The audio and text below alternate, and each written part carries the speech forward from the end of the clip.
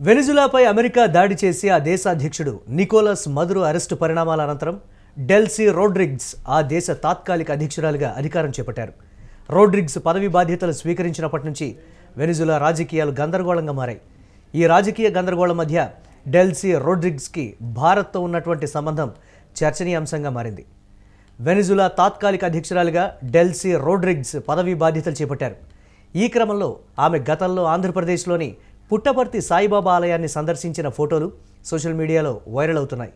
గతంలో అధ్యక్షుడు Nicolas Maduro ఆయన భార్య సిలియా ఫ్లోర్స్ పుట్టపర్తిని సందర్శించారు. ఇప్పుడు రోడ్రిగ్స్కు పుట్టపర్తి సత్యసాయిబాబాతో ఆధ్యాత్మిక సంబంధం ఆసక్తికరంగా మారింది. డెల్సీ రోడ్రిగ్స్ ఇటీవల కాలంలో 2 సార్లు పుట్టపర్తిలో సత్యసాయిబాబా ఆధ్యాత్మిక ప్రధాన కార్యాలయం ప్రశాంతి నిలయాన్ని సందర్శించారు. అయితే ఈ సందర్శనలు పూర్తిగా వ్యక్తిగతమైనవని ఆమె పేర్కొన్నారు.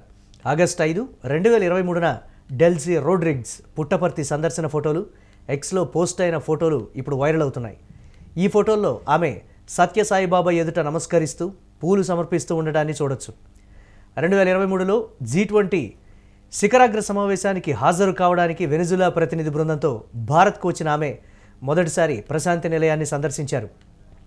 అలాగే అక్టోబర్ 2019లోనూ పలువురు వెనిజులా మంత్రులతో కలిసి రోడ్రిగ్స్ పుట్టపర్తి ప్రశాంతి నిలయానికి వచ్చి బాబా మహాసమాధిని దర్శించుకున్నారు.